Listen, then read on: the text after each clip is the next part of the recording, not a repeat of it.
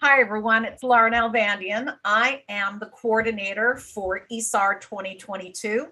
ISAR's conference is happening. It's going to be in person.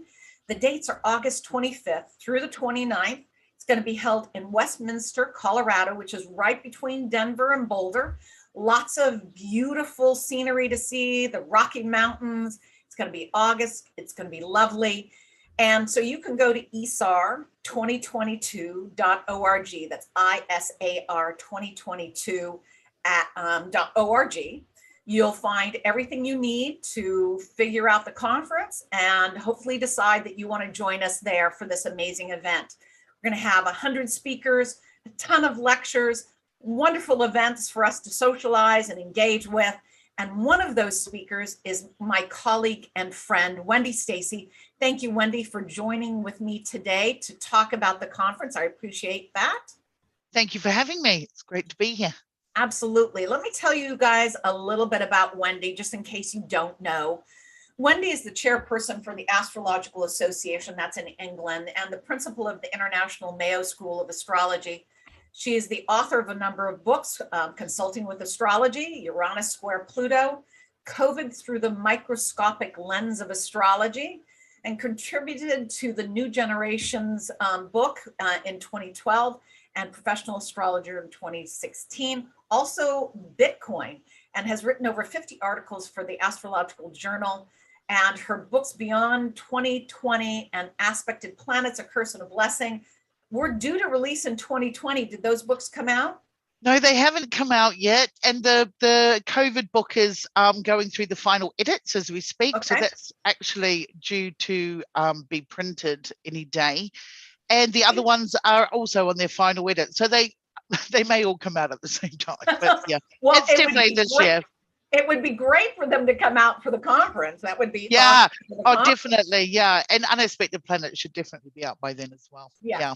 And the last piece I'll tell you all is a great honor that she received. She was the recipient of the UK's Charles Harvey Award for exceptional service to astrology, which I know with working with Wendy, it's a passion that you have, Wendy. And so I know you and I, we are those service-oriented folk, and we put a lot of heart and soul into what we do for the astrological community because we love it. And it's just what we do. Yeah. Tell me, I know the AA did a simulcast, a hybrid conference, and so you had people in real time and space, but this is really one of 2 or 3 big astrology conferences in the United States that is happening for the first time in 2 years. So, you know, you guys have kind of done it. What did it feel like coming back in real time? It was really moving. The people that came, we didn't have a lot of numbers because it was still, you know, October 2021. So we were still sort of about to go back into lockdown. So we had quite, you know, we still had a lot of people come, and it was very moving. It was very intense, but it was also very intimate as well. I mean, you know, it was the first time we'd held a Scorpio conference, so maybe that was it. But it was just really, really lovely, and incredible feedback on all the speakers, offline and online. Yeah, it was very bonding. So it was nice for us to do that after so much time. So for folks coming to ISAR, this is you know, look, we've made do over the last 2 years with virtual reality and virtual learning and virtual gathering, and it's bridged us and it's given us connection to the best we could do virtually, and it served truly. But there's something special about being in real time and space with folks and being connected with them, and that is super special. So, you know, ISAR is really looking forward to that. Our tagline is joining hearts and minds, and that's what we really intend to do. So you're doing 2 lectures on Friday, August 26th. You're doing something called A Generation in Crisis. Tell me a bit about that. Well, it's looking at, in particular, the millennial generations, those born sort of with the 2 to 3 planets in Capricorn from 1988 to 1993, who've been hit really hard. I mean, even before COVID, they were always hit really hard, as per the nature of Capricorn, as you well know, Laura. And, you know, it's not been an easy road for them. I think a lot of things have been sort of missed. I think, you know, particularly this generation, for example, you know, everyone talks about them being over-parented, you know, by helicopter parents and things like that. But I also feel there's a real missed, something missed here where they've been under-parented. They've had to find their way on social media. They've had to set up their own regulation. They've had to, you know, find ways of policing Facebook, Instagram, Twitter, things like that. And, you know, they had the 2008 financial crisis. Now they've had COVID, you know. And I think with all the Saturn Pluto hits that they've had, and similarly with the generation that came after with the Aquarian planets and they're being hit too, I think it's a real struggle. And I think there's a lot to learn from this generation that going forward. They're the new managers of our planet. There's many things that are very real for them that older generations are not taking seriously. I think we have a lot to learn. Again, the nature of Capricorn, we need to listen. We need to listen. Yeah. So that's what I'm going to be looking at, and sort of timings associated with them as well. Excellent. Excellent. So your second lecture is scheduled for Saturday, the 27th, and it's called Buckle Up Beyond 2020. And of course, I assume that that lecture title was submitted for 2020. Yeah, it was. And I got the opportunity to change it. And I just sort of felt, well, you know, 2020 is a landmark year in history. You know, everything, you know, that was the stopping point for so many, you know, things we call normal, which don't exist anymore, and they never will. So it's really looking at the climate between now and sort of the next, you know, 5 to 6, well, really the next sort of 5 to 7 years. You know, starting with, you know, of course, we will have cycles like the Jupiter-Neptune conjunction this year in April. But, you know, we have other things occurring that I'm really interested in historical patterns. Like, you know, for example, March next year, Jupiter can join Chiron. What happened the last time when this happened? Things like that.